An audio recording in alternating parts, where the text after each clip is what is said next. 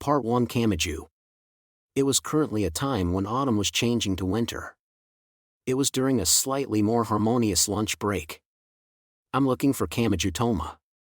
At the entrance of the classroom was a senpai who really didn't look like one, peeping in from the front door. She had shoulder-length black hair, and her bangs were tied back. She was tall and busty, and she was a beauty. The long skirt of her sailor uniform looked like it had strong defenses. One could see her belly button in the gap between her blouse and skirt. She definitely looked smart, and was definitely athletic. Also, it seemed like she didn't need to worry about money, only needing red tea to go along with cake. Though she was an adolescent, she could taste the difference between brandies, and even if she drove around in a red sports car, she wouldn't look out of place. Of course, the latter descriptions were just an impression others would get when they looked at her at all. She was Kamachi Syria. Almost everyone in the school found her to be a beauty senpai, and there was even a feeling that if they removed a layer of the exterior, they would find a smart robot. Seeing that they couldn't get along with such a person, the students would just randomly say, "What, beauty, she can fire beauty lasers, and here we go again, she's looking for Kamachi." They only knew Kamachi's name. There was still a group of students in the classroom that could ignore the beauty's presence. But the fact that the beauty senpai was looking for that person had spread throughout the entire classroom. Seems like he's not around. Is he resting today? Kamachi twitched her eyebrows, as she couldn't find that person. Seemed like she was somewhat unhappy. Then, while looking like she was searching for a new toy, she said, "Oh, well, let's ask someone else. Who should I look for? Maybe that person with black hair, a huge forehead, and large breasts, the one imitating me? You're too noisy, idiot." Kamachi was looking for the one called the most anticipated freshman star, Fukiyo Siri. There was now a commotion of, "Oh, she's looking for Fukiyo's." On a side note, as for which part she was most anticipated for, it was most probably the part below the collarbone, the B of the BWH. Fukiyo unhappily started seething as she left her seat and quickly approached Kamachi. "I've had my hairstyle since I was 5.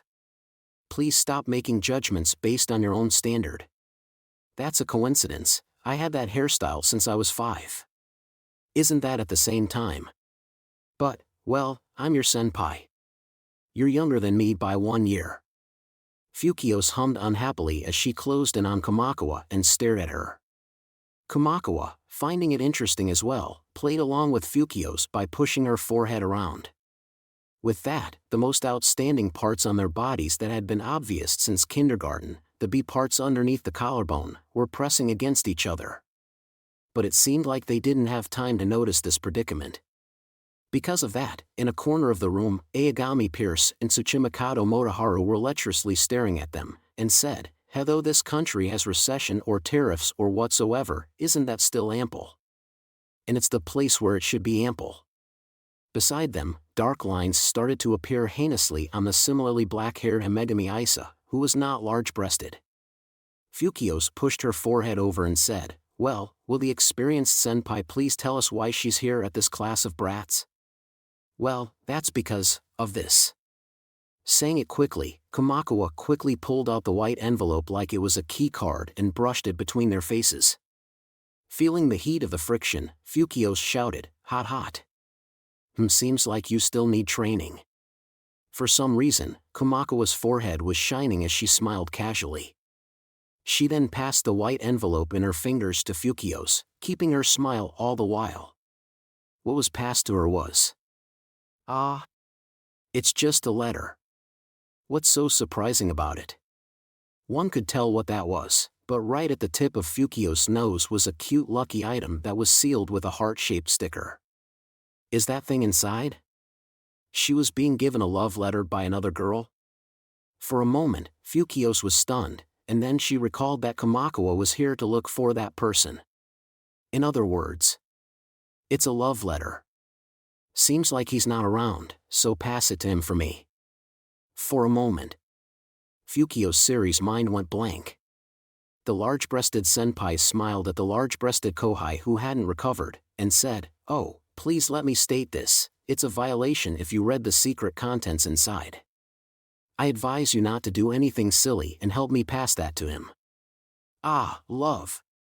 Love letter. Ah. To Kamachi. Not to me. Everyone in the classroom started causing a ruckus. Facing the stunned Fukios, Kumakoa whispered to her. Ah. Why do you look like you received a shock? Is there a reason as to why you can't pass that letter? No, if there's no problem, then I'll leave it to you. This is just like passing a note to a kid who's resting at home due to flu. Even elementary school kids can do that, isn't that simple? Then, Kumakoa casually waved her hand and said goodbye, and the beauty senpai left the classroom. What? As for the stunned Fukios, she was holding the love letter she didn't know how to deal with. And then, after taking in all her unhappiness, she exploded. Something big just happened. Part 2. It was a love letter. Kamachi, that bastard. How are we going to make him break up with that beauty? Chaos struck the class that had descended into a ruckus, and Fukios focused on the letter in her hand. Fukios thought to herself. There's a sender and a receiver. I see, in terms of impact, if one used such an old-fashioned method like paper, the person may gain a huge advantage. Giving a bad example, it was like a transaction scam. Before the message was sent back, the receiver may have time to calmly think through to analyze and verify it. In contrast, the sender who wrote the letter directly would have the confidence that they would definitely not get rejected, and thus could forcefully let the other person accept it. Even if the worst scenario occurred, words on a letter were still the best. The sending of the letter would show the intention of the sender. Also, the sender could force the receiver to respond before opening the envelope. And especially to the people who weren't used to having love letters, once such a scenario occurred, the receiver would waver. Before the sender calmed down, the other party may ask for an immediate reply. The moment the receiver calmed down, even if he or she didn't know what happened, everything was decided. Wasn't that a skill in itself? No. Is it because a senpai sent the letter that I'm so spaced out? Is this the letter just now? The classmate, Himegami Isa, stared intently at Fukios. Fukios fanned the letter and said, I just got tasked with something really irritating. The boys' dorm is in a completely different direction from how we go to school. Now that you mentioned it, you're right. The boys' dorm and girls' dorm were deliberately separated, and now I have to go to the boys' dorm. This just sounds like a penalty game. I'm going to be in grave danger. Oh. I once accidentally went there, facing Himegami, who said that. Fukios turned to focus on the envelope again. How irritating. I don't want to be someone's messenger, especially not that woman's. If I'm going to be her runner, I should at least check her character first. Got to let others do this. So what should I do? Oh, I got a great idea. Part 3. Though it was after school, and there were no extracurricular activities to take care of, anyone would be mistaken if they thought that a high school teacher's life was easy.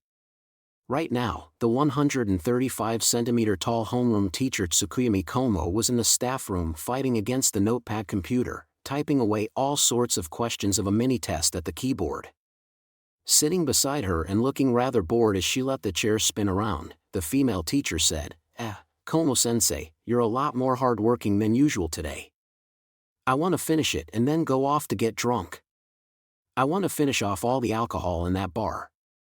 That's why I came here by bus and didn't drive here. Even if I'm a school teacher, I can't call myself one if I get pressured by homework. So that's how it is. At this moment, Fukio Siri walked in. Here, sensei, someone left it to me. Please pass it to Kamaju's house. Kaya. While her routine got broken, Komo-sensei let out a shout that wasn't really scary. Fukios ignored her and continued on. I didn't hear her say when it should be sent, but most likely, it's going to be troublesome if this isn't sent today. Please help send it over, sensei. But I am as busy as how you see me. Normally speaking, would teachers act as a student's runner? There's also Black Stout waiting for me, and this isn't anything impo. What's this? Love letter. Kono-sensei's eyes landed on the letter the student had handed over, and jumped up in reflex.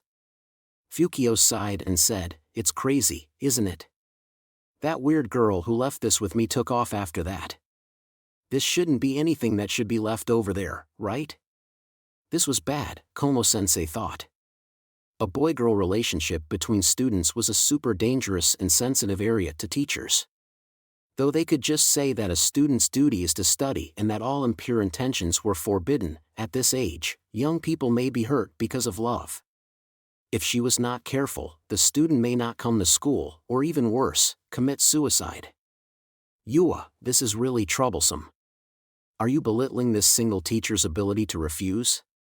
But if I refuse them unreasonably, I may end up causing bad things in a student's future and ruin a young person's life, and I won't feel good about it. While Kono-sensei was thinking about that, the female colleague who was sitting nearby and dressed in sports attire said calmly, "HN? Isn't it still allowed? Whose opinion is that? Until what stage is it allowed? As long as they don't get pregnant. How can a sports teacher say that?" Fukio stealthily snuck away from Kono-sensei, who was waving both arms in protest. "Then, I'll leave it to you. The rest doesn't matter to me now." "Ah. Hold it right there, Fukio-chan. I still have lots of things to do, and you're the one who requested it. Please take responsibility, ha." The black-haired huge-breasted Fukios revealed a very wary look and said, "So you want me to go to that boy's dorm after school when it's almost night, go into Kamaju's room? I can imagine something big going on. As for Kamaju-chan, I guess it has nothing to do with his own will, Since when has pregnancy got to do with this?" Seeing Kono-sensei still wavering, Fukios dashed out to the staff room entrance. "Bye-bye then. Even that Kamaju wouldn't do anything to you, sensei." "Fukios-chan. I said that I have a date with Black Stout later." What will happen if I leave it alone?" Just like that, the baton was passed from Fukios to Kono-sensei. As for how Fukios was thinking after escaping successfully from the staff room, "God, please let that idiot Kamaju deal with it badly and take massive damage as a result." Part 4. Goodbye, my Black Stout. Ha, ha, ah. I didn't drive because I intended to drink, and now I'm so tired. Kono-sensei sighed heavily as she continued to stop and go on the road in the evening. Walking beside her, the teacher in sports attire laughed and said, "Ha ha ha, seems like you can only give up on the Black Stout and continue to work on the test. Why are you looking so happy, Yamakawa-sensei?" "Because that's punishment for not inviting me. I don't want to be messed up by such a trivial thing. Either way, you just need to drop the envelope into that letterbox and just go off, isn't it? Well, it's bad for a teacher's reputation no matter if I hand it over to him or confiscate it from him, right? A teacher should respect a student's privacy, but at the same time, she had to monitor the student's actions." "Huh?" The teacher in sports attire casually asked, "Is there a special reason why you are hesitating so much, Kono-sensei? Don't tell me, you personally don't want to hand a letter to that student? What are you saying? Let's hurry up and hand that letter to Kamaju and go off." Those were the two teachers who were making a commotion as they headed towards the boys' dorm. Part 5. Nearby, there was a middle school girl who pricked her ears. "Misaka Makoto." "Wani-sama, what's wrong?" Misaka Makoto's kohai, Shirai Kuroko, asked her a question. Both of them were dismissed from school, but Makoto didn't have any answer to the reaction in her heart. "Nothing, that's." Makoto turned to look at the tall PE teacher and the child. "What's going on? Did that kid just say that idiot's name? I have a bad feeling about it. Why do I feel that the envelope in that kid's hand mustn't be handed over to that idiot?" Just as Makoto was thinking about that, the girl who was holding onto the letter collided with a student. "Ah. Kono-sensei, where's that letter?" "Kaya. It got blown away by the wind." And thus, both of them frantically chased after the letter. They were on a pedestrian walkway that was surrounded by lots of overhead bridges, so the letter vanished over to the other side and directly below Makoto. In other words, this was her chance. At least that should be the case. Misaka won't allow Onisama to do that, says Misaka as she makes a declaration. Hearing the sudden voice from behind, Makoto quickly poked Shirai in the eyes with 2 fingers to rob her of her sight, and then used an arm to judo slam her from above the shoulder to knock her out. Wah! Oh Onisama, is this another way of expressing love? Shirai seemed to be daydreaming as she muttered. No matter what, how could such an important encounter happen in such a side story? Not thinking of the timing, Makoto decided to let Shirai back away. Makoto turned around. As she expected, standing over there was one of the clones, serial number 10032. Judging from the current situation, the recipient of that important letter is that person, so this letter can't end up in Onisama's hands, says Misaka as she shows her intent to battle. You do understand what you just said, right? Misaka is confident enough to say that she understands. Number 10032 snorted. Misaka will create a fact that the letter was taken away by Onisama and personally hand that letter over to the recipient, saying to him, I worked so hard to get it back, praise me more, says Misaka as she makes a proclamation. Your black-heartedness really shocks me. Though Makoto glared at her, the result was obvious if they fought it out. I won't have much pride if I lose to a clone. That's what you think. Whose heart are you reading anyway? That wasn't my thought. Misaka refers to Onisama's retort. Also, it's unclear who will win, as Misaka uses the power of the entire Misaka network to simulate all your tactics. Misaka can swear on it. Ho, if there's a love letter or anything interesting, Misaka will not leave until Misaka reads what's inside, says Misaka as Misaka explains while showing her enthusiasm for fun things. Even if you say that, please note that you can't say it out through Misaka's brain, really? But the entire Misaka network is controlled by a huge thought process, so strictly speaking, number 10032 and this Misaka are a part of that large personality, says Misaka as Misaka tilts her head.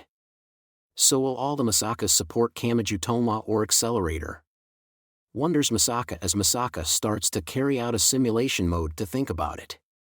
Che, I could have killed 2 birds with 1 stone if you didn't say anything, says Misaka as she grumbles. Wah, simulation mode, hey, what are you doing? Ignoring me and carrying out your own internal conversation. Misaka says that Misaka explains that Misaka can. Trapped in self-doubt and causing a network failure, number 10032 appeared powerless in front of the number 3 level 5. Part 6. The envelope ignored their squabble as it floated about in the sky of Academy City. But it wasn't a balloon filled with helium, so it couldn't possibly fly away forever. The one who picked up the envelope that landed on the ground was. Oh, there seems to be some interesting letter on the floor. The maid in training in Academy City, Tsuchimikado Maika. She was sitting on the cylindrical cleaning robot as she saw the cleaning robot nearly suck the envelope in. Maika quickly used the broom to flick the envelope up just before it was about to get sucked it. It was like a highly difficult task of catching a ball in mid-air with one hand, but she didn't mind at all. Maika stared at the envelope, looking at the front for a while, and then the back. Seems like it's some important letter. Beside her, Maika's older brother Tsuchimikado Motoharu was walking beside Maika, and froze on seeing the envelope in her hand. Mai-chan? Can you let your brother read this? HM? No, this is somebody else's private stuff. Even if it's your brother, I can't let you read it. I won't say any random stuff.